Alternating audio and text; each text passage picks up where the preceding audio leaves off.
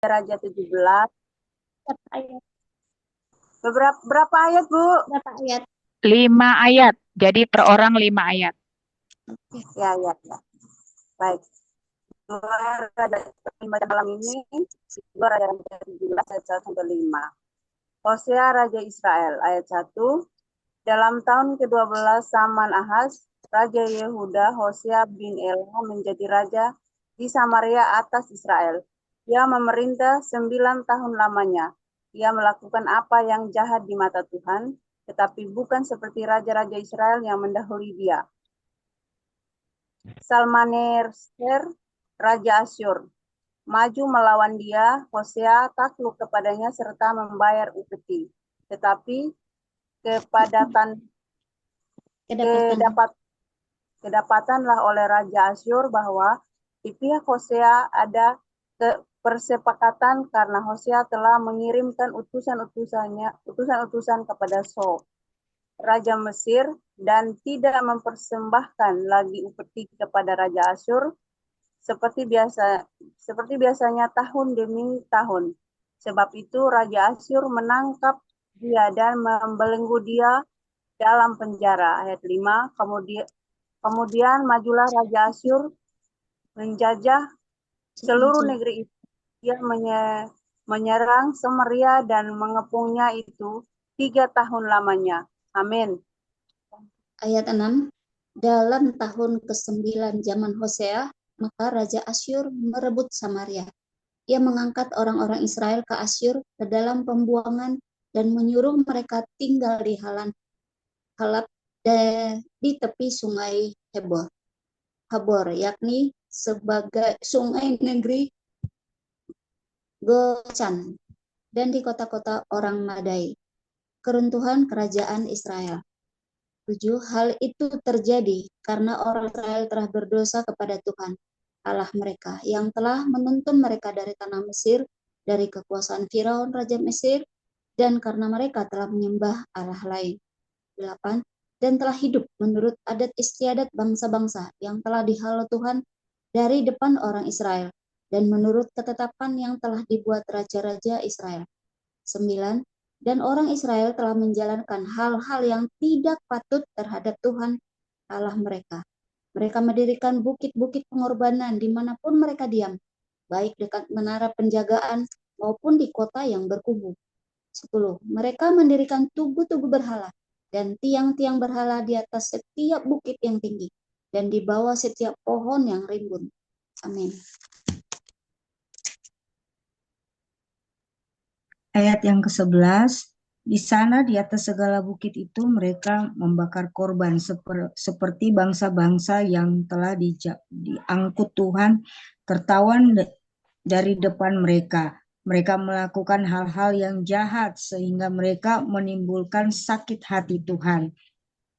Ayat 12, mereka beribadah kepada berhala-berhala walaupun Tuhan telah berfirman kepada mereka, janganlah kamu berbuat seperti itu. Ayat 13, Tuhan telah memperingatkan kepada orang Israel dan kepada orang Yehuda dengan perantaraan semua nabi dan semua tukang tilik. Berbaliklah kamu daripada jalan-jalanmu yang jahat itu dan tetaplah ikut segala perintah dan ketetapanku sesuai dengan segala undang-undang yang telah kuperintahkan kepada nenek moyangmu dan yang telah kusampaikan kepada mereka dengan perantara hamba-hambaku para nabi. Ayat 14. Tetapi mereka tidak mau mendengarkan, melainkan mereka menegarkan tengkuknya seperti nenek moyangnya yang tidak percaya kepada Tuhan Allah mereka. 15. Mereka menolak ketetapannya dan perjanjiannya yang telah diadakan dengan nenek moyang mereka, juga peraturan-peraturannya yang telah diperingatkannya kepada mereka. Mereka mengikuti dewa kesia-siaan, sehingga mereka mengikut bangsa-bangsa di sekeliling mereka. Walaupun Tuhan telah memerintahkan kepada mereka, janganlah berbuat seperti mereka itu. Amin. 16. Mereka telah meninggalkan segala perintah Tuhan Allah mereka dan telah membuat 2 anak lembu tuangan. Juga mereka membuat patung Asyera, sujud menyembah kepada segenap tentara langit dan beribadah kepada Baal. 17.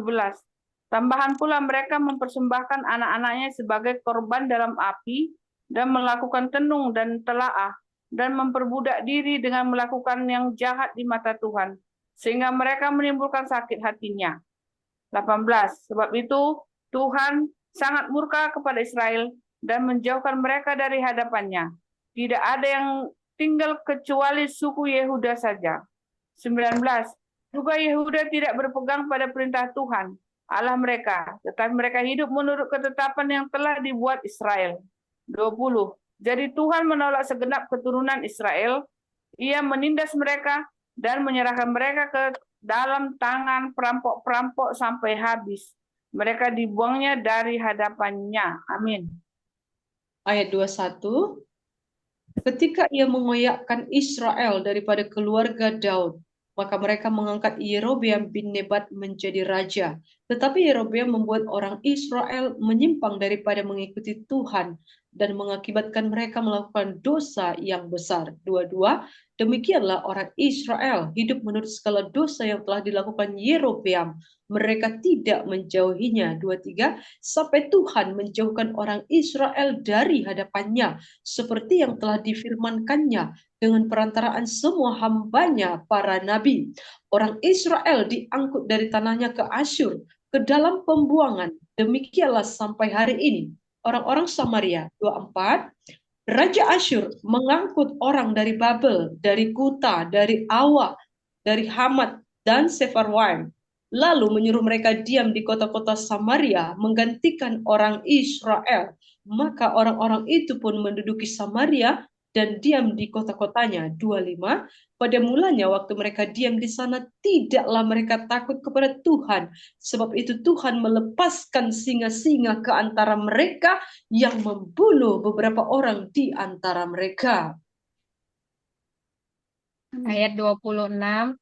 Lalu berkatalah orang kepada Raja Asyur, bangsa-bangsa yang tuanku angkut tertawan dan yang tuanku suruh diam di kota-kota Samaria, tidaklah mengenal hukum beribadah kepada Allah negeri itu. Sebab itu dilepaskannyalah singa-singa ke antara mereka yang sesungguhnya membunuh mereka.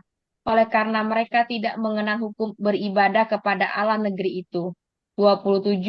Lalu Raja Asyur memberi perintah, suruhlah pergi ke sana salah seorang imam yang telah kamu angkut dari sana ke dalam pembuangan. Biarlah ia pergi dan diam di sana. Aduh, bentar. Bentar Kak Joli, hilang, kena iklan. Ayat 27, lalu Raja Asyur memberi perintah, suruhlah pergi ke sana salah seorang imam yang telah kamu angkut dari sana ke dalam pembuangan. Biarlah ia pergi dan diam di sana dan mengajarkan kepada mereka hukum beribadah kepada Allah negeri itu. 28, salah seorang imam yang telah mereka angkut dari Samaria ke dalam pembuangan pergi dan diam di Betel. Ia mengajarkan kepada mereka bagaimana seharusnya berbakti kepada Tuhan. 29, tetapi setiap bangsa itu telah membuat Allahnya sendiri dan menempatkannya di kuil di atas bukit-bukit pengorbanan yang dibuat oleh orang Samaria. Setiap bangsa bertindak demikian di kota-kota yang mereka diami. 30, orang-orang Babel membuat patung Sukot Benot. Orang-orang Kuta membuat patung Nergal. Orang-orang Hamat membuat patung Asima. Amin.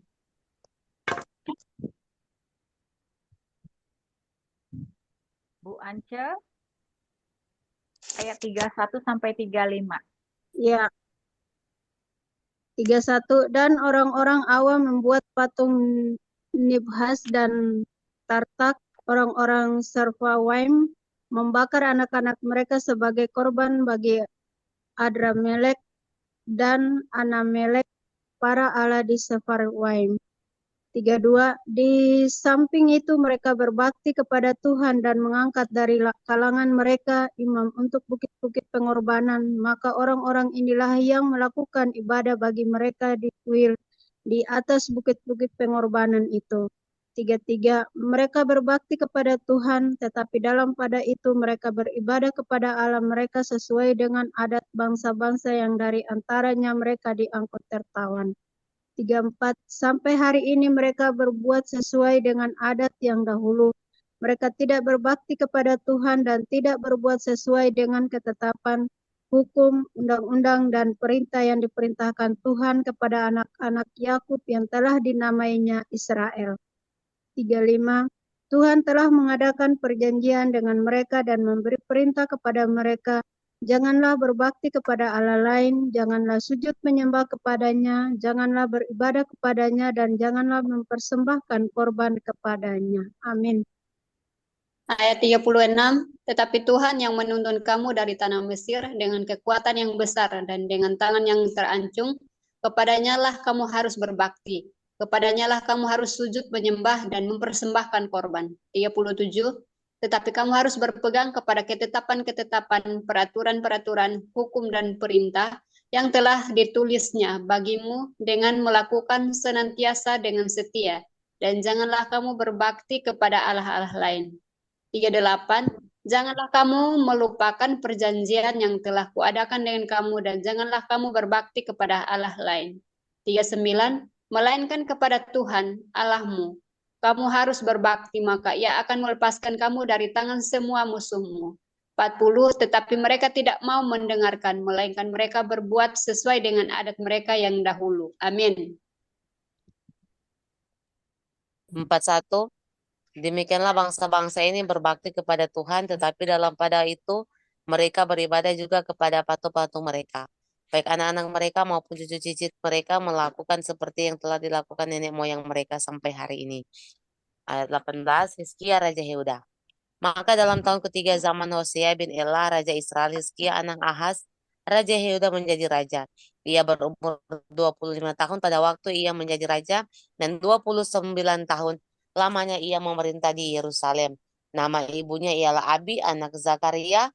Ia melakukan apa yang benar di mata Tuhan, tidak seperti yang dilakukan Daud, bapa leluhurnya.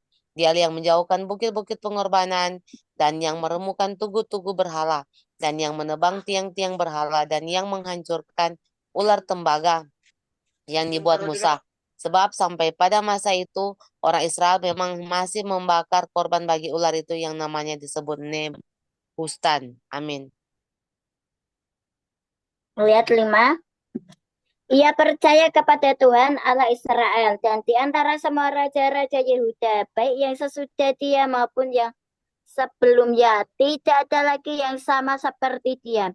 Ia berpaut kepada Tuhan, tidak menyimpang daripada mengikuti dia, dan ia berpegang pada perintah-perintah Tuhan yang telah diperintahkannya kepada Musa. 7, maka Tuhan menyertai dia. Kemanapun juga ia pergi berperang, ia beruntung. Ia memberontak kepada Raja Asyur, dan tidak lagi takluk kepadanya. 8, dialah yang mengalahkan orang Filistin sampai ke Gaza dan memusnahkan daerah ya, baik menara-menara penjagaan maupun kota-kota yang berkubu. 9, dalam tahun keempat zaman Raja Hizkia, itulah tahun ketujuh zaman Hosea bin Elah, Raja Israel. Majulah Salmaneser, Raja Asyur, menyerang Samaria dan mengepungnya. Amin. Bu Elizabeth mau ikutan baca di 2 Raja-Raja 17 ayat 10. 18. Oh ya, sorry, 2 Raja-Raja 18 ayat 10 sampai 14. Bu Elizabeth mau ikut baca atau saya dulu? Oh, oke, baik-baik. Saya sambung ya. 2 Raja-Raja 18 ayat 10. Direbutlah itu sesudah lewat 3 tahun, dalam tahun ke-6 zaman Hizkia. Itulah tahun ke-9 zaman Hosea, Raja Israel, direbutlah Samaria. 11, Raja Asyur mengangkut orang Israel ke dalam pembuangan ke Asyur dan menempatkan mereka di Halah pada sungai Habor, yakni sungai negeri Gozan, dan di kota-kota orang Madai. 12, oleh karena mereka tidak mau mendengarkan suara Tuhan Allah mereka, dan melanggar perjanjiannya, yakni segala yang diperintahkan oleh Musa, hamba Tuhan, mereka tidak mau mendengarkannya dan tidak mau melakukannya. Yerusalem dikepung oleh Sanherib 13 dalam tahun ke-14 zaman Raja Hizkia, majulah Sanherib, Raja Asyur, menyerang segala kota berkubu negeri Yehuda lalu merebutnya. 14. Hizkia, Raja Yehuda, mengutus orang kepada Raja Asyur di Lakhis dengan pesan, "Aku telah berbuat dosa, undurlah daripadaku. Apapun yang kau bebankan kepadaku akan kupikul." Kemudian Raja Asyur membebankan kepada Hizkia, Raja Yehuda, 300 talenta perak dan 30 talenta emas. Amin. Ayat 15, Hizkia memberikan segala perak yang terdapat dalam rumah Tuhan dan dalam perbendaharaan istana raja. Pada waktu itu Hizkia mengerat emas dari pintu-pintu dan dari jenang-jenang pintu bait Tuhan yang telah dilapis oleh Hizkia. Raja Yuda diberikannya lah semua kepada Raja Asyur. Sesudah itu Raja Asyur mengirim panglima kepada istana dan juru minuman agung dari Lakhis kepada Raja Hizkia di Yerusalem, disertai suatu tentara yang besar. Mereka maju dan sampai ke Yerusalem. Setelah mereka maju dan sampai di situ, mereka mengambil tempat dekat saluran kolam atas yang di Jalan Raja pada padang tukang penatu. Dan ketika mereka memanggil-manggil kepada raja, keluarlah mendapatkan mereka Eliakim bin Hilkia kepada istana dan Panitera negara serta Yohan bin Asaf, bendahara negara. Lalu berkatalah juru minum agung kepada mereka, "Baiklah, katakan kepada Hizkia, beginilah kata Raja Agung, Raja Asyur, kepercayaan macam apakah yang kau pegang ini?" Amin. 20. Kau kira bahwa hanya ucapan bibir saja dapat merupakan siasat dan kekuatan untuk perang. Sekarang, kepada siapa engkau berharap? Maka engkau memberontak terhadap aku? Sesungguhnya, engkau berharap kepada tongkat bambu yang patah terkulai itu, yaitu Mesir, yang akan menusuk dan menusukkan orang yang bertopang kepadanya. Begitulah keadaan Firaun Raja Mesir bagi semua orang yang berharap kepadanya. Dan apabila kamu berkata kepadaku, kami berharap kepada Tuhan Allah kami, bukankah Dia itu yang bukit-bukit pengorbanannya dan mesbahnya telah dijauhkan oleh Hizkia, sambil berkata kepada Yehuda dan Yerusalem, di depan mesbah yang di Yerusalem inilah kamu harus sujud menyembah. Maka sekarang baiklah bertaruh dengan tuanku Raja Asyur. Aku akan memberikan 2.000 ekor kuda kepadamu, jika engkau sanggup memberikan dari hakmu orang-orang yang mengendarai. Bagaimanakah mungkin engkau memukul mundur satu orang perwira tuanku yang paling kecil, padahal engkau berharap kepada Mesir dalam hal kereta dan orang-orang berkuda. Amin.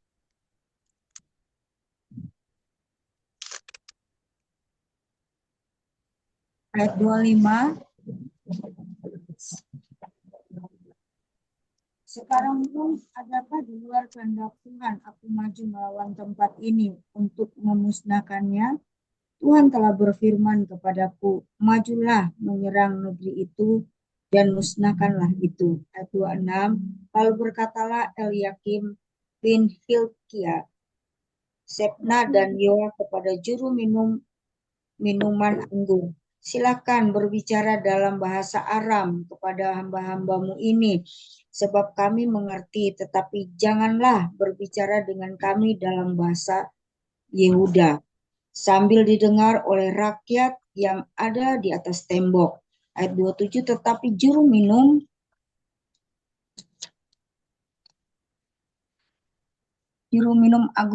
agung berkata kepada mereka, adakah tuanku aku untuk mengucapkan perkataan-perkataan ini hanya kepada tuanmu dan kepadamu saja? Bukankah juga kepada orang-orang yang duduk di atas tembok, yang memakan tahinya dan meminum air kencingnya bersama-sama dengan kamu? 28.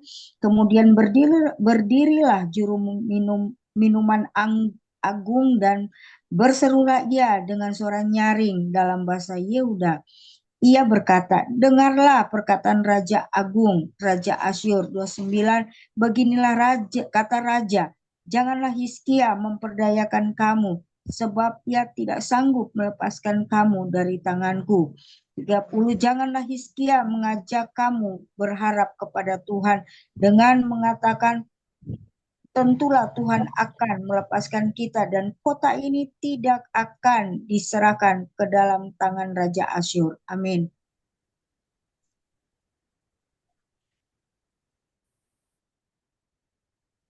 Tiga satu, janganlah dengarkan Hizkia, sebab beginilah kata Raja Asyur. Adakanlah perjanjian penyerahan dengan aku, dan datalah keluar kepadaku, maka setiap orang daripadamu akan makan dari pohon anggurnya dan dari pohon aranya, serta minum dari sumurnya. 32, sampai aku datang dan membawa kamu ke suatu negeri seperti negerimu ini, suatu negeri yang bergandum dan berair anggur, suatu negeri yang berroti dan berkebun anggur, suatu negeri yang berpohon zaitun, berminyak dan bermadu. Dengan demikian kamu hidup dan tidak mati. Tetapi janganlah dengarkan Hizkia, sebab ia membujuk kamu dengan mengatakan Tuhan akan melepaskan kita. 33, apakah pernah para Allah bangsa-bangsa melepaskan negerinya masing-masing dari tangan Raja Asyur? 34, di manakah para Allah negeri Hamat dan Arpad? Di manakah para Allah negeri Sefarwaim, Hena, dan Iwa? Apakah mereka telah melepaskan Samaria dari tanganku? 35. Siapakah di antara semua Allah negeri-negeri yang telah melepaskan negeri mereka dari tanganku, sehingga Tuhan sanggup melepaskan Yerusalem dari tanganku? Amin. Ayat 36. Tetapi rakyat itu berdiam diri dan tidak menjawab dia sepatah kata pun, sebab ada perintah raja bunyinya, jangan kamu menjawab dia. 37. Kemudian pergilah Eliakim bin Hilkia, kepala istana, dan Sebna panitera negara, dan Yoah bin Asaf, bendahara negara, menghadap Hizkia dengan pakaian yang dikoyakkan, lalu memberitahukan kepadanya perkataan juru minuman agung. Pasal 19, Yerusalem luput dari tangan Sanherib. Ayat 1, segera sesudah Raja Hizkia mendengar itu, dikoyakkannya lah pakaiannya dan diselubunginya lah badannya dengan kain kabung, lalu masuklah ia ke rumah Tuhan. Ayat 2, disuruhnya lah juga Eliakim kepala istana, Sebna panitera negara, dan yang tua-tua di antara para imam, dengan berselubungkan kain kabung kepada Nabi Yesaya bin Amos. Ayat 3, berkatalah mereka kepadanya, beginilah kata Hizkia, hari ini hari kesesakan, hari hukuman dan penistaan, sebab sudah datang waktunya untuk melahirkan anak, tetapi tidak ada kekuatan untuk melahirkannya. Ayat 4, mungkin Tuhan Allahmu sudah mendengar segala perkataan juru minuman agung yang telah diutus oleh Raja Asyur, tuannya, untuk mencela Allah yang hidup, sehingga Tuhan Allahmu mau memberi hukuman kepada perkataan-perkataan yang telah didengarnya. Maka baiklah engkau menaikkan doa untuk sisa yang masih tinggal ini.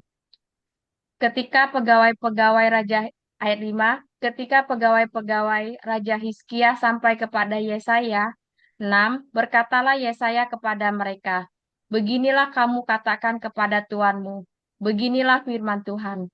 Janganlah engkau takut terhadap perkataan yang kau dengar yang telah diucapkan oleh budak-budak Raja Asyur untuk menghujat aku. Ayat 7, sesungguhnya aku akan menyuruh suatu roh masuk di dalamnya, sehingga ia mendengar suatu kabar dan pulang ke negerinya.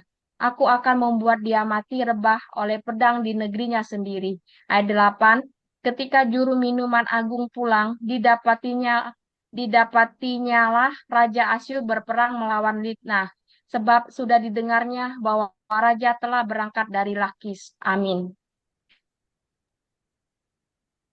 9. Dalam pada itu raja mendengar tentang Tirhaka, raja Ethiopia, berita yang demikian, sesungguhnya ia telah keluar berperang melawan engkau, maka disuruhnyalah kembali utusan-utusan kepada Hizkia dengan pesan. 10. Beginilah harus kamu katakan kepada Hizkia, raja Yehuda, janganlah Allahmu yang kau percayai itu memperdayakan engkau dengan menjanjikan Yerusalem tidak akan diserahkan ke tangan Raja Asyur. 11.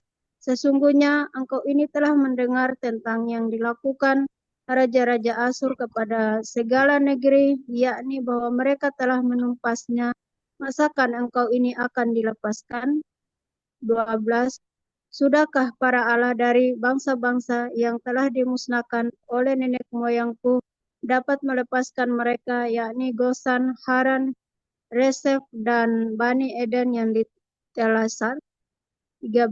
Di manakah raja negeri Hamat dan Arpad, raja kota Sefarwaim, raja negeri Hena dan Iwa? Amin. Ayat 14. Hizkia menerima surat itu dari tangan para utusan, lalu membacanya. Kemudian pergilah ia ke rumah Tuhan dan membentengkan surat itu di hadapan Tuhan. Ayat 15. Hizkia berdoa di hadapan Tuhan dengan berkata, Ya Tuhan Allah Israel yang bertakhta di atas kerubim, hanya Engkau sendirilah Allah segala kerajaan di bumi. Engkaulah yang menjadikan langit dan bumi. 16.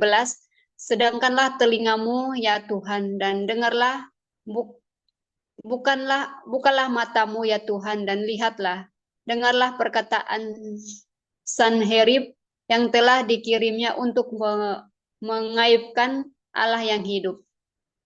17. Ya Tuhan, memang raja-raja Asyur telah memusnahkan bangsa-bangsa dan negeri-negeri mereka. 18. Dan menaruh para Allah mereka ke dalam api. Sebab mereka bukanlah Allah, hanya buatan tangan manusia, kayu dan batu. Sebab itu dapat dibinasakan orang. Amin.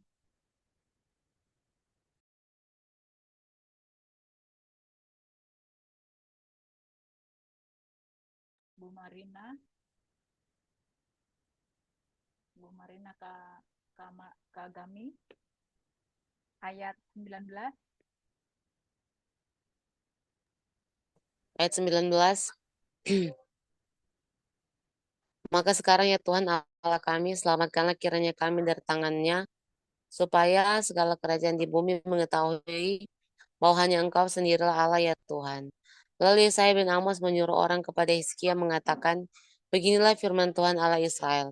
Apa yang telah kau doakan kepadaku mengenai Sanherib Raja Asyur, telah ku dengar. Inilah firman yang telah diucapkan Tuhan mengenai dia. Anak darah yaitu putri Sion telah menghina engkau, telah mengolok-olokkan engkau dan putri Yerusalem, telah geleng-geleng kepala di belakangmu. Siapakah yang engkau cela dan engkau hujat? Terhadap siapakah engkau menyaringkan suaramu dan memandang dengan sombong? Terhadap yang Maha Kudus Allah Israel, dengan perantaran utusan-utusanmu, engkau telah mencela Tuhan dan engkau Tuhan. Dan engkau telah berkata dengan banyaknya keretaku, aku naik ke tempat-tempat tinggi di pegunungan, ke tempat yang paling jauh di gunung Libanon. Aku telah menebang pohon-pohon arasnya yang tinggi besar, pohon-pohon sanobarnya yang terpilih. Aku telah masuk ke tempat permalaman yang paling ujung, ke hutan pohon-pohonannya yang lebat. Aku ini telah menggali air dan telah minum air asing, dan aku telah mengeringkan dengan telapak kakiku segala sungai di Mesir. Amin. Ayat 25. Bukankah telah kau dengar bahwa aku telah menentukannya dari jauh hari dan telah merancangnya pada zaman purbakala. Sekarang aku mewujudkannya bahwa engkau membuat suci setiap kota-kota yang berkubu menjadi timbunan batu. 26. Sedang penduduknya yang tak berdaya menjadi terkejut dan malu. Mereka menjadi seperti tumbuh-tumbuhan di padang dan seperti rumput hijau, seperti rumput di atas soto, atau gandum yang lain sebelum ia masak. Aku tahu Jika engkau bangun atau duduk, jika keluar atau masuk, atau jika engkau mengamuk terhadap aku. 28. Oleh karena engkau telah mengamuk terhadap aku, dan kata-kata keangkuhanmu telah naik sampai ke telingaku, maka aku akan menaruh kelikirku pada hidungmu, dan kekangku pada bibirmu. Dan aku akan memulangkan engkau melalui jalan dari mana engkau datang. 29. Dan inilah yang akan menjadi tanda bagimu, hai Hizkia, dalam tahun ini orang makan apa yang tumbuh sendiri, dan dalam tahun yang kedua apa yang tumbuh dari tanaman yang pertama. Tetapi dalam tahun yang ketiga menaburlah kamu, menuai, membuat kebun anggur, dan memakan buah. Ya, amin. 30. Dan orang-orang yang terluput di antara kaum Yehuda, yaitu orang-orang yang masih tertinggal, akan berakar pula ke bawah dan menghasilkan buah ke atas. 31. Sebab dari Yerusalem akan keluar orang-orang yang tertinggal, dan dari Gunung Sion orang-orang terluput. Giat cemburu Tuhan semesta alam akan melakukan itu. 32. Sebab itu beginilah firman Tuhan mengenai Raja Asyur. Ia tidak akan masuk ke kota ini dan tidak akan menembakkan panah ke sana. Juga ia tidak akan mendatanginya dengan perisai dan tidak akan menimbun tanah menjadi tembok untuk mengepungnya. 33. Melalui jalan dari mana ia datang, ia akan pulang. Tetapi ke kota ini ia tidak akan masuk. Demikianlah firman Tuhan. 34. Dan aku akan memagari kota ini untuk menyelamatkannya, oleh karena aku dan oleh karena Daud hambaku. Amin. 35. Maka pada malam itu keluarlah malaikat Tuhan, lalu dibunuhnya lah 185.000 orang di dalam perkemahan Asyur. Keesokan harinya pagi-pagi tampaklah semuanya bangkai orang-orang mati belaka. Sebab itu berangkatlah Sanherib raja Asyur dan pulang, lalu tinggallah ia di Niniwe. Pada suatu kali ketika ia sujud menyembah di dalam kuil Nisrok Allahnya, maka Adramelek dan Serese anak-anaknya membunuh dia dengan pedang, dan mereka meloloskan diri di tanah Ararat. Kemudian Asherhadon anaknya menjadi raja menggantikan dia. Amin. Amin. Baik ibu-ibu, kita akan lanjut untuk bersaat teduh.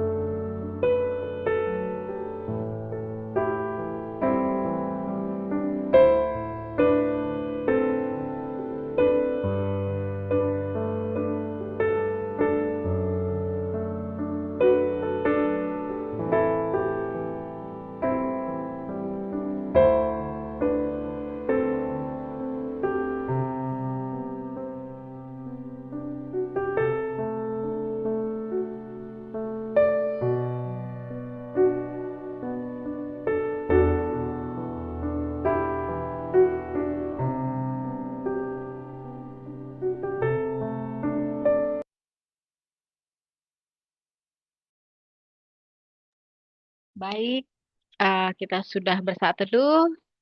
Apakah ada yang mau sharing rema? Dipersilahkan. Siapa yang dapat duluan atau saya dulu ya?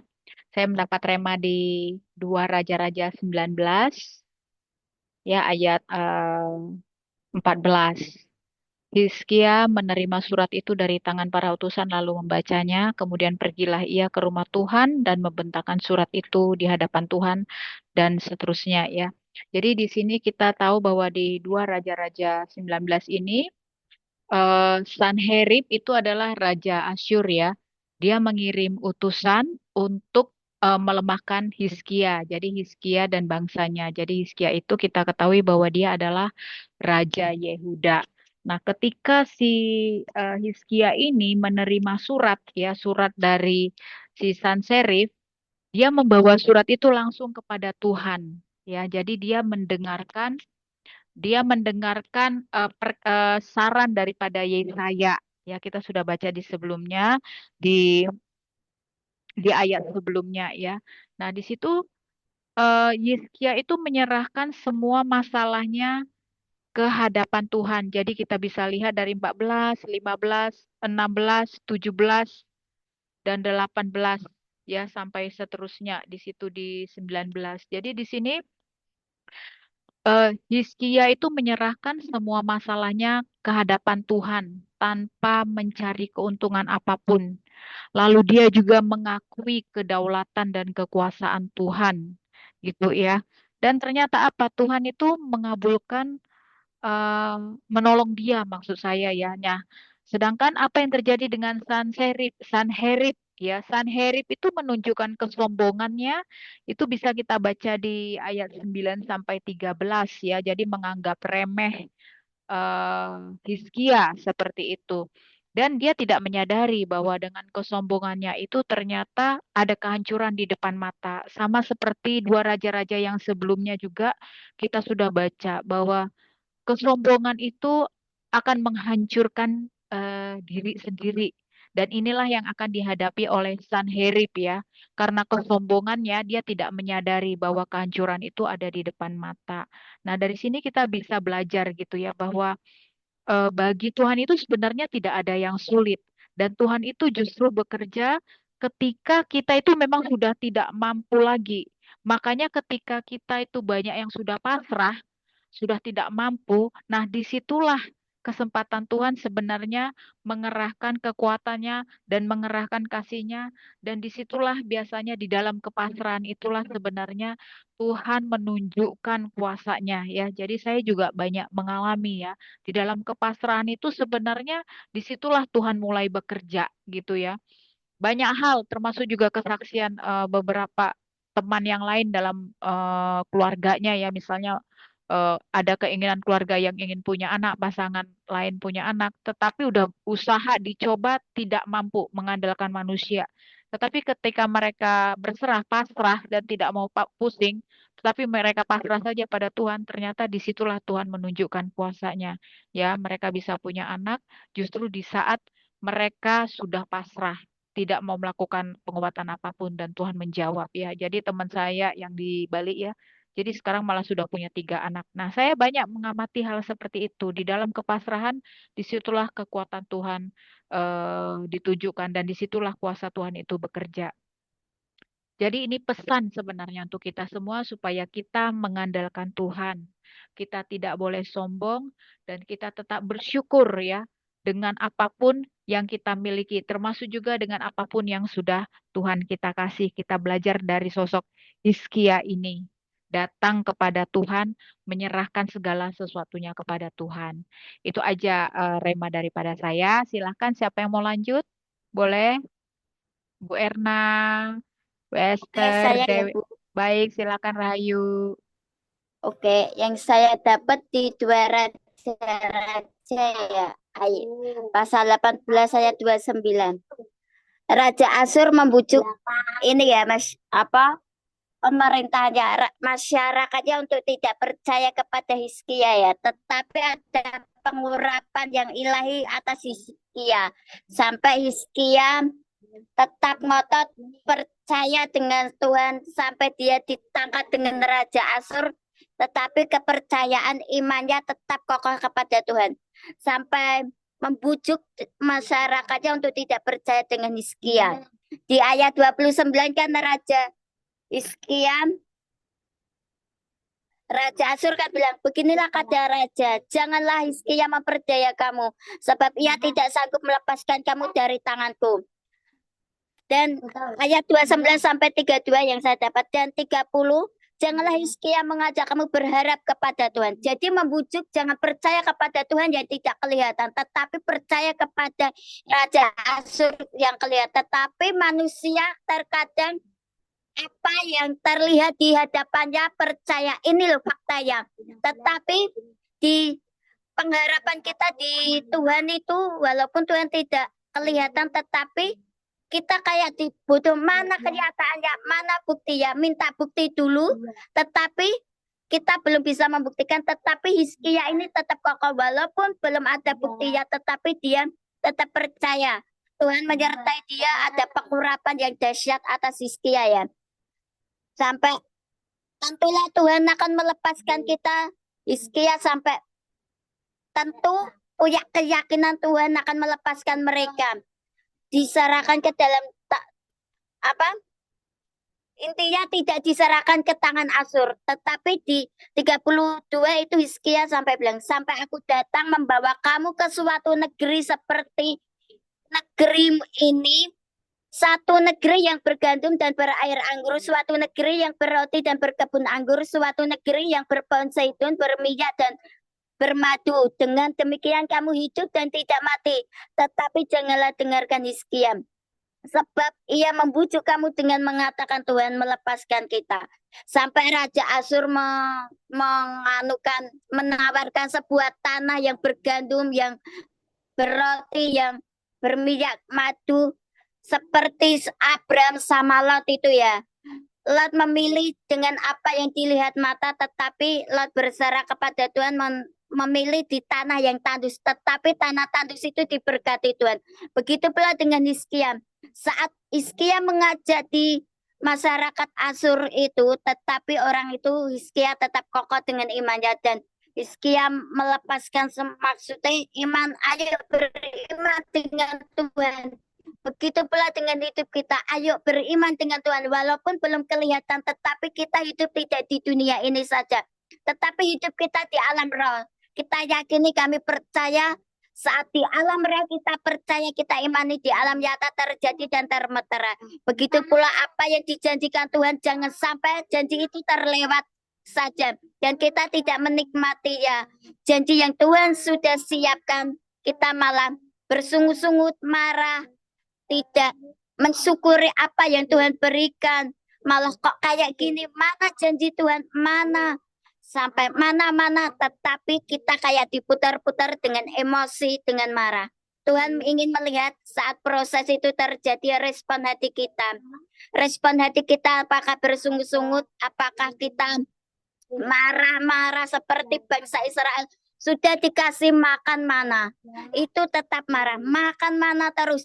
Dan sudah dia haus di padang gurun, Musa membelah batu menjadi air yang manis. Tetapi bangsa Israel tetap bersungut-sungut.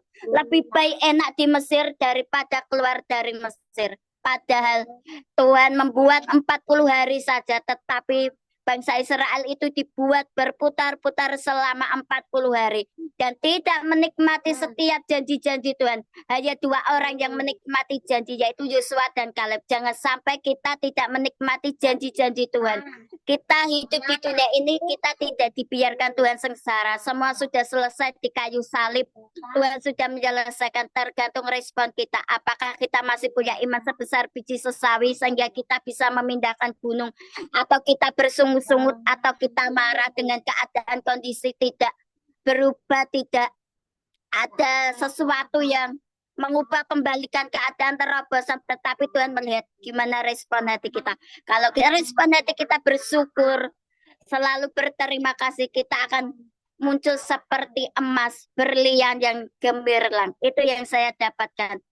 Kita punya hati seperti Hizkia, punya iman, percaya, takut bersama Tuhan. Amin. Itu Bu Amin. Joli, makasih. Luar biasa Bu Rahayu ya. Ini sudah cocok nih jadi pengkhotbah ini Bu Rahayu nih ya. Kita ya punya iman yang kokoh seperti Hizkia ya, dan yang memang paling penting itu adalah bagaimana respon hati kita. Tuhan itu tidak punya masalah dengan masalah kita. Dia hanya punya masalah dengan hati kita, maka kita terus jaga hati kita ya. Jadi semua kembali kepada respon hati kita. Baik, siapa lagi boleh disambung? Bu Erna mau sambung? Ya boleh, Ya, boleh. silakan. Ya kalau saya dapat remanya itu di pasal 19 ayat yang ke-6 ya. Berkatalah Yesaya kepada mereka, beginilah kamu katakan kepada Tuhanmu. Beginilah firman Tuhan, janganlah engkau takut terhadap perkataan yang kau dengar, yang telah diucapkan oleh budak-budak Raja Asyur untuk menghujat aku. Jadi di sini saya melihat bahwa ketika juru minum itu datang dan istilahnya memprovokasi ya rakyat dengan jangan mendengarkan Hizkia, dan ketika Hizkia mendengarkan itu yang di ayat yang pertama itu pasal 19 ayat pertama tuh, segera sesudah Hizkia Raja Hizkia mendengar itu, dikoyakanlah pakaiannya dan diselubunginya lah badannya dengan kain kabung, lalu masuklah ia ke rumah Tuhan. Jadi di sini yang saya dapat itu tentang perkataan ya, perkataan perkataan raja minum, iya, juru minum ya, itu membuat Hizkia itu juga ketakutan ya, perkataan, sehingga Yesaya, Tuhan memakai hambanya Yesaya untuk berkata kepada Hizkia bahwa jangan takut terhadap perkataan yang kau dengar, yang telah diucapkan oleh budak-budak raja untuk menghujat aku. Jadi di sini yang jadi rema untuk saya secara pribadi juga, saya membagikan bahwa jangan pernah kita merasa takut dengan perkataan yang kita dengar. Atau tentang sesuatu kebohongan, sesuatu yang tidak benar, baik itu tentang kita atau tentang apalah, sesuatu yang tidak benar, marilah kita istilah memfilter pendengaran kita. Perkataan yang membangun kita, marilah kita itu menjadi rema untuk kita semangat untuk bangkit, untuk perkataan yang menguatkan kita, yang membawa kita untuk datang kepada Tuhan. Karena di sini keputusan Hizkia tuh luar biasa ya. Dia datang kepada Tuhan seperti tadi Bu Joli juga singgung mengenai dia menyerahkan surat itu kepada Tuhan, dan hasilnya Tuhan itu membela dia seperti itu, bahwa demikian juga dengan perkataan dengan setiap kita ketika kita mempunyai masalah, persoalan, ketika kita istilahnya digosipin atau kita dikata-katain hal-hal yang tidak benar, karena saya tahu bahwa kita semua mempunyai alasan dan kita semua punya keadaan yang tidak sama dengan orang lain. Jadi kita tidak bisa menghakimi ketika orang itu berbicara, mungkin hatinya lagi tidak beres dan dia mengeluarkan kata-kata yang akhirnya menyakiti orang lain, dan orang lain menyampaikan itu kepada kita juga tidak tahu. Jadi mari, saya cuma mengajak, saya juga sangat diberkati dengan firman Tuhan ini, bahwa jangan takut dengan apa yang orang katakan. Jangan percaya dengan apa yang orang katakan tentang kita dan juga tentang hal-hal yang lain. Filterlah perkataan dari orang. Telinga kita ini digunakanlah untuk mendengar hal-hal yang membangun iman kita, yang membawa kita bertumbuh lebih dewasa, yang sama-sama kita kuat. Karena saya percaya bahwa perkataan orang yang melemahkan kita itu sangat merugikan kita. Dan istilahnya gini, kita tampung sampah-sampah yang tidak membangun kita, yang membuat kita akhirnya, apalagi kita nih kan ibu-ibu, orang perempuan, kelemahan kita tuh ketika kita dengar dan kita mikir dan turun ke hati, dan itu membuat kita tidak nyaman, membuat kita tidak tenang. Bahkan untuk berdoa juga kadang-kadang kita sudah mikir, malah kita lebih mikir apa kata orang yang kita dengar ini daripada apa yang Tuhan katakan. Itu yang membuat kita gelisah, itu yang membuat kita, oh ya, begini ya, begini ya. Dan kita tidak percaya lagi setiap janji Tuhan dalam hidup kita. Bahwa malah hal yang kecil, masalah yang kecil akhirnya jadi besar, membuat kita gelisah, membuat kita takut, membuat kita kecewa. Kita lebih banyak fokus apa kata orang, dan itu juga yang saya alami. Yang membuat saya kadang-kadang, oh Tuhan, saya minta ampun. Kadang-kadang saya ditegur dengan anak-anak saya juga, mama lebih banyak dengar kata orang, nggak usah mama sih. Jadi Tuhan bisa memakai anak-anak kita, orang-orang di sekeliling kita juga untuk jangan terlalu percaya apa yang orang katakan. Percayalah bahwa apa yang kita lakukan, ketika kita lakukan itu dengan benar, dengan takut akan Allah, kita tetap berjalan. Karena bukan awal yang orang lihat, bukan awal yang Tuhan lihat, tapi garis akhir kita itu yang menentukan apa yang Tuhan visi atau apa yang sudah Tuhan katakan untuk kita itu akan tergenapi ketika kita mengakhiri segalanya. Seperti itu Ibu. Jadi saya sangat diberkati dengan firman Tuhan ini. Tadi waktu Ibu saya dapat link Zoom, saya langsung baca dan wow, Tuhan tuh luar biasa dan sangat memberkati saya. Dan mari jangan takut, tetap semangat, tetap pegang janji Tuhan, perkataan Tuhan dalam hidup kita. Apapun masalah pasti kita akan hadapi, akan kita alami.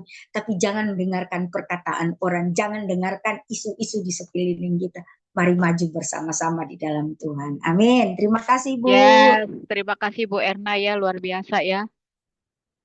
Beginilah firman Tuhan, janganlah engkau takut terhadap perkataan yang kau dengar. Nah, ini juga untuk kita semua ya, ibu-ibu ya. Kita memang perempuan ini kelemahannya itu di telinga. Baru diomongin begini sedikit, langsung dipikirin, langsung tiba-tiba terintimidasi, langsung tiba-tiba punya perasaan tertentu pada seseorang kayak gitu ya. Nah, tapi kita bersyukur kita punya Roh Kudus ya. Saya juga pastilah mengalami hal itu ya. Jadi ada aja gitu ya yang dengar sana selintingan sini. Kadang-kadang kita down karena itu. Terus kita menjaga jarak. Tapi kemudian ada waktu juga ya bahwa itu tidak benar gitu ya. Bahwa itu respon hati saya salah. Kadang-kadang saya mengakui bahwa saya punya respon hati salah. Ya, kenapa hanya persoalan itu belum tentu benar, saya langsung begini. Nah, biasanya saya memang minta bantuan Roh Kudus ya, saya datang pada Roh Kudus, kita berdoa minta Roh Kudus angkat itu ya perasaan-perasaan yang nggak benar itu, dan kita kembali hubungan yang baik dengan orang tersebut ya. Intinya kita jangan sampai punya musuh ya di dalam hidup kita ya. Nah, itu kembali lagi kepada respon hati yang benar, dan yang paling penting tadi adalah punya kerendahan hati. Kerendahan hati ya, walaupun misalnya mereka tidak tegur duluan, nggak salah juga kita yang menegur duluan. Seperti itu. Apa ada ibu-ibu lain lagi? Bu Ning mau sharing? Boleh. Kalau Bu Ning mau sharing boleh. Esther atau Bu Harmoni? Esther ya, silakan. Iya, Bu. Shalom semuanya, ibu-ibu. Rema yang saya dapat adalah 2 Raja-Raja 17, keruntuhan kerajaan Israel ya. Jadi ini lumayan panjang ayatnya ya. Di sini tertulis, hal itu terjadi karena orang Israel telah berdosa kepada Tuhan Allah mereka, yang telah menuntun mereka dari tanah Mesir, dari kekuasaan Fir'aun, Raja Mesir. Dan karena mereka telah menyembah Allah lain, dan telah hidup menurut adat istiadat bangsa-bangsa yang telah dihalau Tuhan dari depan orang Israel, dan menurut ketetapan yang telah dibuat raja-raja Israel, bukan ketetapan dari Tuhan ya. Kemudian, dan orang Israel telah menjalankan hal-hal yang tidak patut terhadap Tuhan Allah mereka. Mereka mendirikan bukit-bukit pengorbanan dimanapun mereka diam, baik dekat menara penjagaan maupun di kota yang berkubu. Mereka mendirikan tugu-tugu berhala dan tiang-tiang berhala di atas setiap bukit yang tinggi dan di bawah setiap pohon yang rimbun. Nah, jadi di sini tidak ada lagi rasa hormat kepada Tuhan oleh orang-orang Israel ya, ibu-ibu sekalian. maka tidak heran kerajaan itu runtuh gitu ya. Karena mereka sudah menyimpang dari ajaran Tuhan, tidak lagi mengikuti ketetapan Tuhan, mereka juga menyembah berhala, bahkan mereka membakar korban. Ngeri ya, jadi ini suatu hal yang menyimpang di hadapan Tuhan, itu sangat membuat hati Tuhan cemburu gitu. Jadi hati Tuhan itu cemburu sama orang-orang yang menyembah berhala. Sama dengan karena saya ini ya backgroundnya dulu pernah berdukun ya, jadi itu sangat saya rasakan memang di mana perdukunan ini juga menyimpang dari hadapan Tuhan. Dulu saya tidak mengandalkan Tuhan, saya ke gereja tetapi berdukun juga jalan gitu. Jadi ya nggak heran Tuhan itu marah ya gitu. Tuhan kecewa sama saya gitu. Kemudian saya putuskan untuk mengikuti Yesus. Di situ saya diproses, dibentuk sampai saya kembali ke titik nol gitu ya. Tapi puji Tuhan, Tuhan memberikan saya kekuatan untuk tetap mengucap syukur apapun yang terjadi. Nah, itu pengalaman yang berharga bagi saya, ibu-ibu. Di saat semua teman-teman juga menjauh, menghilang gitu ya. Tapi saya tetap bersyukur, Tuhan saya hidup bernafas hari ini karena Engkau mengasihi aku gitu. Jadi puji Tuhan hari demi hari bisa saya lalui, saya lewati, dan saya bisa merasakan hadirat Tuhan. Nah itu yang paling utama. Karena dulu saya nggak pernah merasakan hadirat Tuhan gitu. Jadi betapa Tuhan marah kalau kita menyembah berhala. Betapa Tuhan marah kalau kita melenceng ya, kalau kita berzinah juga ya istilahnya menyembah berhala. Saya dulu pergi ke dukun, dan bukan hanya saya, orang tua saya juga gitu ya. Jadi karena ketidakmengertian sebenarnya ya. Jadi, tapi nggak boleh juga menyalahkan orang tua gitu. Harusnya saya dong yang lebih ini ya, yang lebih gerak aktif gitu mencari tahu ini apa sih, kenapa seperti ini gitu. Dulu di dalam keluarga orang tua saya gitu ya, itu damai sejahtera itu sulit ditemukan gitu ya. Jadi rupanya itu backgroundnya. Jadi ada perdukunan, ada penyembahan berhala, memberi makan nenek moyang itu kan penyembahan berhala ya. Jadi adat istiadat nenek moyang itu masih melekat gitu. Ya puji Tuhan saya sudah lepas dari situ. Eh, Hari ini saya sudah merasakan hadirat Tuhan, dan itu jauh lebih mulia dan jauh lebih berharga ya Bapak Ibu. Setelah saya apa ya mengenal Tuhan gitu, damai itu luar biasa indah, damai sejahtera, sukacita gitu ya.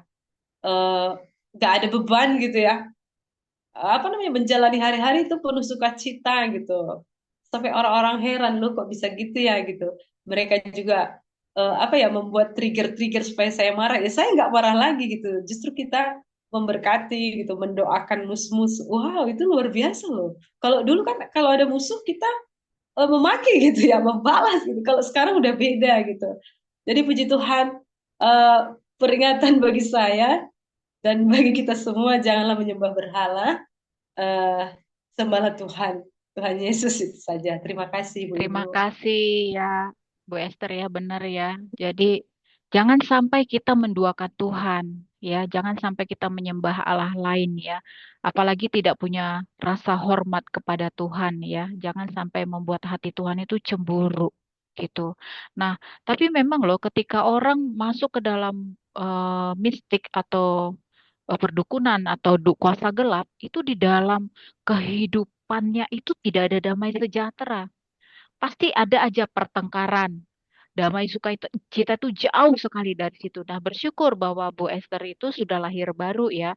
Kalau misalnya tadi dia bilang, oh dibuat begini cara itu tidak marah, itu karena apa? Karena sudah mengalami Roh Kudus. Kalau kita benar-benar sudah mengalami Roh Kudus di dalam hidup kita ya, untuk marah-marah yang benar-benar marah itu susah. Karena apa? Karena ada Roh Kudus yang membantu untuk menahan rasa itu. Bahkan susah gitu loh. Ya, dan kita bersyukur loh ibu-ibu ya, pagi-pagi saya percaya ya, ini pasti punya doa pagi semua.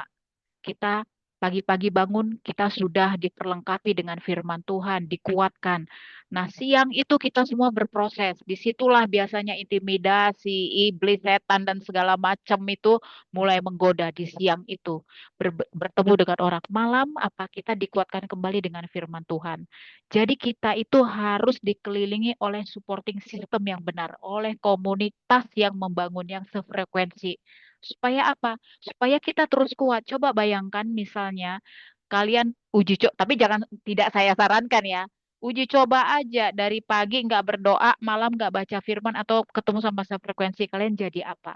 Pasti kembali lagi. Damai sejahtera tuh hilang. Damai sejahtera itu justru kita alami ketika pagi kita sudah bertemu dengan komunitas kita ya dalam doa pagi, lalu malam kita bertemu lagi, bertemu dengan membaca firman, berbagi rema, ini sangat menguatkan. Ini yang membangun iman kita gitu. Saya merasakan itu pertumbuhan iman itu justru ketika kita sama-sama baca firman, sharing rema seperti ini, kita di komunitas yang sefrekuensi.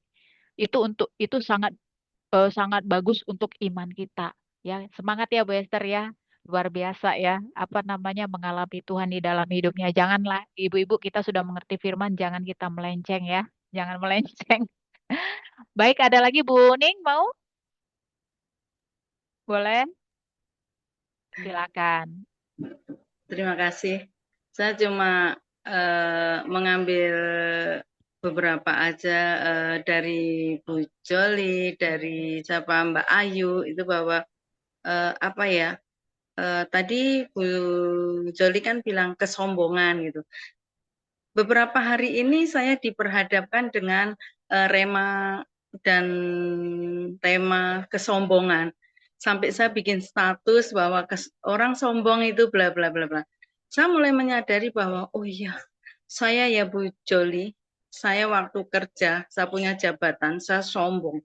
Sombongnya bagaimana? Saya menekan anak buah saya. Bahkan kalau saya nggak suka dengan anak buah saya berusaha mengintimidasi dia, membuat dia nggak betah dan lain sebagainya.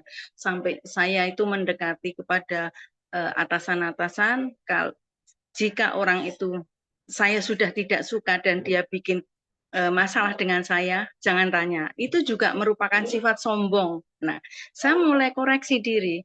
Sehingga beberapa hari ini saya koreksinya lebih lagi. Dan bahkan apa yang dikatakan Mbak Ayu tadi bersungut-sungut. Kalau saya ada yang menentang saya akan bersungut-sungut, marah besar. Nah, seperti itu. Nah, ini Rema ini benar-benar semakin menguatkan saya bahwa saya harus bisa memulihkan diri saya sendiri, di mana saya sering memulihkan orang lain, tetapi saya sering tidak bisa menekan egois saya. Nah, ini yang membuat saya semakin dijamah, diperbarui, dan semakin harus semakin maju ya, semakin merendah. Jangan sampai, oh aku kuat, aku pasti bisa. Oh nggak ada yang bisa selain saya. Oh saya itu kan gini. Nah itu sifat saya dulu dan itu harus saya hancurkan, saya patahkan dan saya harus mulai rendah hati. Gitu aja Bu Joli. Terima kasih. Bu Ning ya. Jadi memang ya, yang menjadi musuh itu kan sebenarnya diri sendiri, ya. Nah, memang kita harus beres dengan diri kita sendiri dulu. Jadi jangan dulu kita pelayanan kalau kita belum beres, ya. Bereskan dulu hati kita, bereskan diri sendiri sehingga ketika kita pelayanan kepada orang lain, itu tuh buahnya nampak. Kenapa? Karena kita sudah beres seperti itu ya. Tapi luar biasa Bu Ning ya tadi kesaksiannya ya. Seperti itu ya. Kadang-kadang kita tanpa sadar menjadi pelayan tapi pelayanan di balik itu sombong gitu ya. Bersyukur kalau Buning itu menyadari gitu ya. Nah, memang eh, saya percaya bahwa keterbukaan itu adalah awal pemulihan ya dan Buning tadi sudah terbuka ya. Artinya apa? Memang akan ada pemulihan karena apa? Berani mengakui itu yang paling penting. Ya, berani mengakui bahwa pernah sombong, sedang sombong dan ingin minta Tuhan memproses, ingin minta Tuhan cabut roh kesombonganku. Ya, Tuhan bantu aku, bentuk aku seperti itu ya. Nah, Tuhan itu pasti akan mendengarkan karena memang Tuhan suka dengan orang-orang yang rendah hati, suka dengan orang yang memang datang memohon kepada Dia seperti itu ya. Pasti itu Tuhan jamah dan Tuhan pulihkan. Dan saya percaya pasti pelayanan-pelayanan Bu Ning itu semakin dibukakan dan disingkapkan oleh Tuhan. Seperti itu ya Bu Ning ya. Semangat Bu Ning. Amin. Terima kasih. Ya Ibu. Ada lagi yang lain? Bu Oke. Dewi, Ya Bu Mensi boleh. saya mau membagi rema di ayat di Raja-Raja 2 Raja-Raja 17 ayat 38 dan 39. Saya bacakan ya Bu. Janganlah kamu melupakan perjanjian yang telah kuadakan dengan kamu dan janganlah kamu berbakti kepada Allah lain. Melainkan kepada Tuhan Allahmu, kamu harus berbakti. Maka ia akan melepaskan kamu dari tangan semua musuhmu. Amin. Itu aja Bu yang saya dapat Bu malam ini. Terima Ya, kasih. terima kasih Bu Mensi ya. Kita harus berbakti. Nah, maka ia akan melepaskan kita dari semua tangan musuh kita ya. Terima kasih Bu Mensi. Itu juga menguatkan untuk kita semua agar kita tetap fokus kepada Tuhan, taat kepada Tuhan. Ingat bahwa Tuhan itu tidak bermasalah dengan masalah kita, tetapi hati.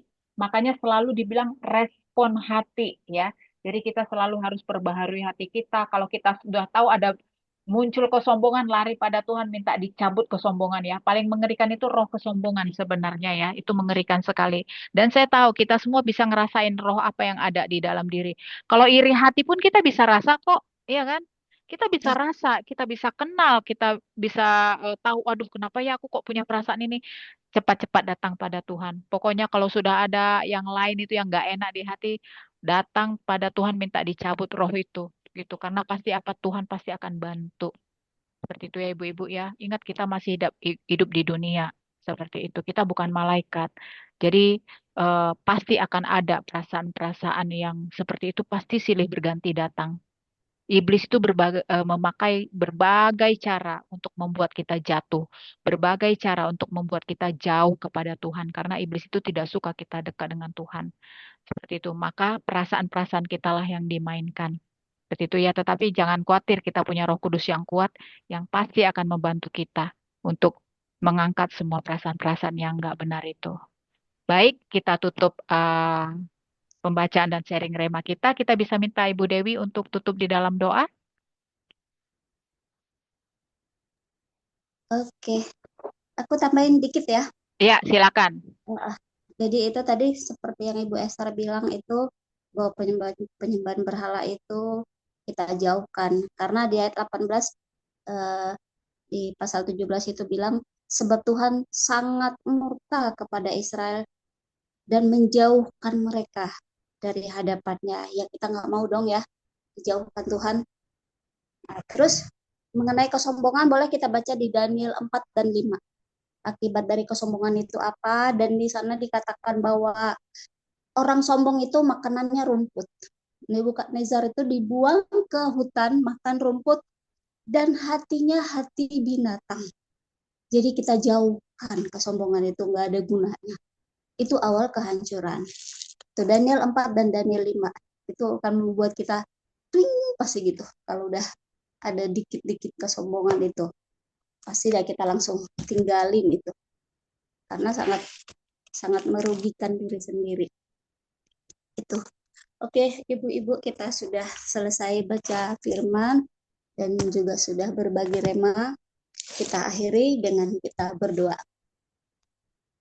Terima kasih. Oh iya Bu, sebelum ditutup, saya mau mengucapkan terima kasih buat doa yang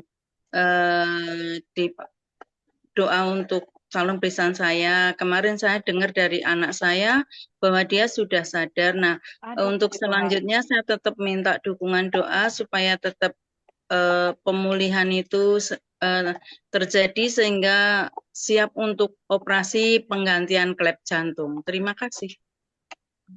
Sekalian ya Bu Dewi berarti ya.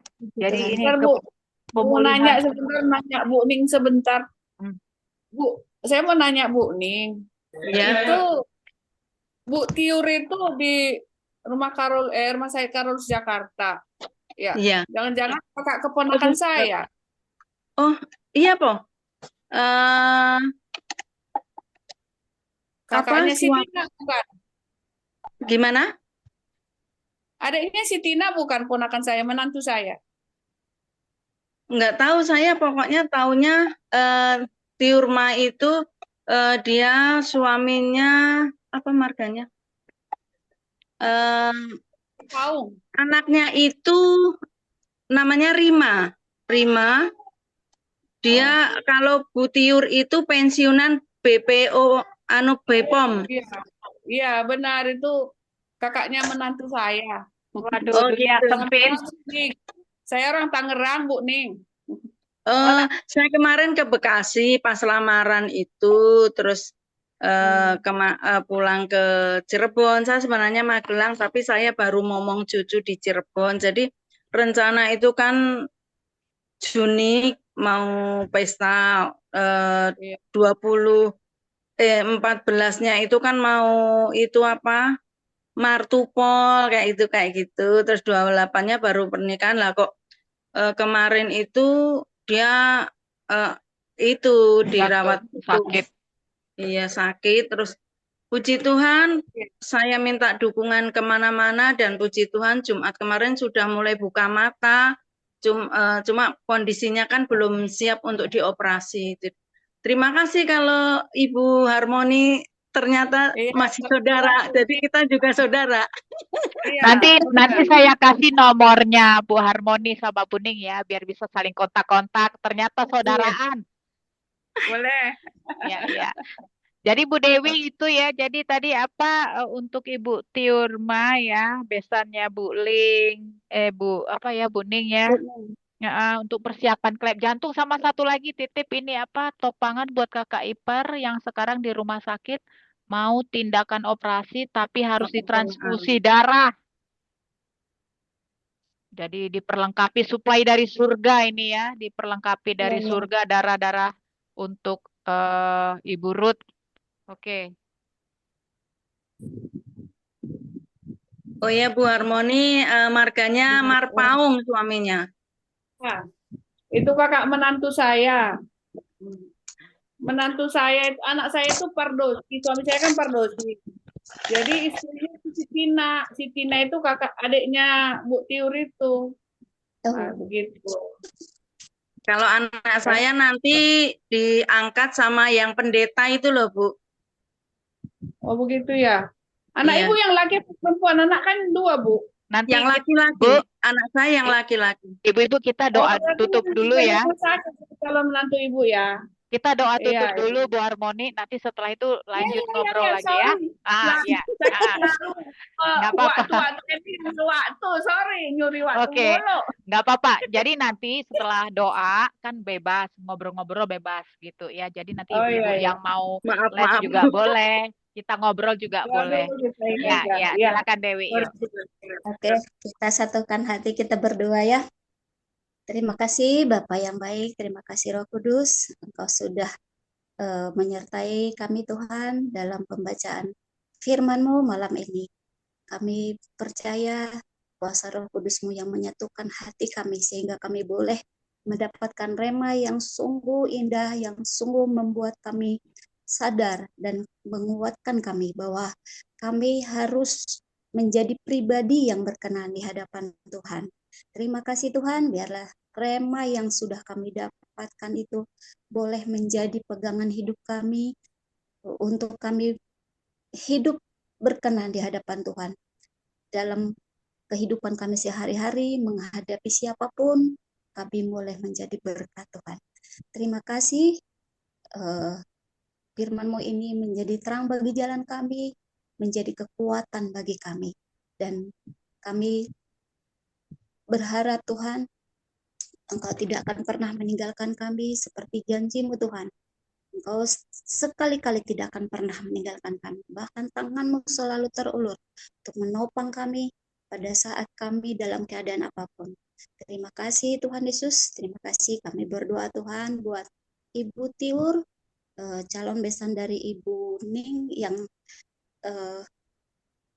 hari ke depan akan menghadapi suatu tindakan kembali persiapan untuk memasang klep di jantungnya. Mari Tuhan, Engkau yang bekerja, Engkau yang memberkati tangan dokter, memberkati semua alat-alat yang dipakai sehingga boleh steril, dan semua obat-obat yang dia konsumsi juga Tuhan berkati menjadi kesehatan bagi tubuhnya, dan jantungnya boleh berfungsi dengan normal.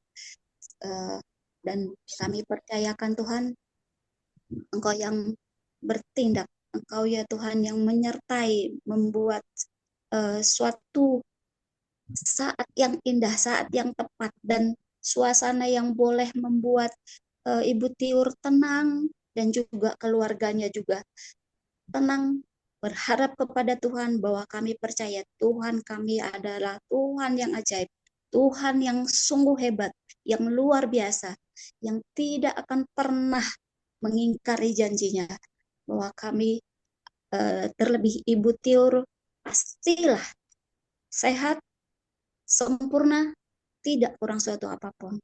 Dan biarlah Tuhan segala tindakan-tindakan sebelum pemasangan klep jantung itu, tensinya segala macam biarlah normal Tuhan Yesus. Engkau yang bekerja Tuhan, kuasa Roh Kudus yang menyertai hari di mana nanti akan dilakukan tindakan itu. Dan kami berdoa juga Tuhan untuk Ibu Ruth, kakak iparnya Ibu Marina, yang ke depan juga Tuhan akan melaksanakan tindakan operasi di mana sebelumnya harus ada transfusi darah yang sesuai dengan darah dari Ibu Ruth. Mari Tuhan Yesus, Engkau yang mengirimkan, kami percaya Tuhan, Engkau memberikan jalan, mengirimkan darah yang diperlukan, dan dalam proses transfusi darah itu semuanya berjalan dengan baik, sehingga operasi boleh berjalan dengan baik dan hasilnya juga memuaskan. Kami percaya Tuhan, bagimu tidak ada yang mustahil. Semuanya akan indah sesuai dengan yang Tuhan mau. Terima kasih Bapa, terima kasih Tuhan Yesus. Kami serahkan semua pergumulan kami ke dalam tangan. Kami yang ada di Zoom ini Tuhan, berkati pribadi lepas pribadi. Berkati kesehatan, berkati keluarga kami, anak cucu, semua menantu, dan juga usaha kami Tuhan, berkati, berhasil dan beruntung. Terima kasih Bapak buat malam yang indah ini. Kami disatukan dalam Zoom ini untuk memuji, memuliakan Tuhan, mendengarkan firman-Mu, bahkan berbagi rema yang Roh Kudus taruh di hati kami. Dan kami Tuhan serahkan hidup kami, tubuh jiwa roh kami ke dalam tangan-Mu di sepanjang malam tidur kami malam ini. Tuhan yang menjagai kami, melindungi kami, membentengi kami. Kami percaya Tuhan, malaikat-Mu ada di setiap kami, anak-anak Tuhan, orang-orang yang benar, yang mengandalkan Tuhan. Di dalam nama Tuhan Yesus, kami sambut Tuhan malam ini, dan kami tidur hanya di dalam nama Tuhan Yesus. Terpujilah nama-Mu Tuhan, segala kemuliaan, hormat, kami kembalikan kepada Engkau saja. Dalam nama Tuhan Yesus kami berdoa dan mengucap syukur. Amin.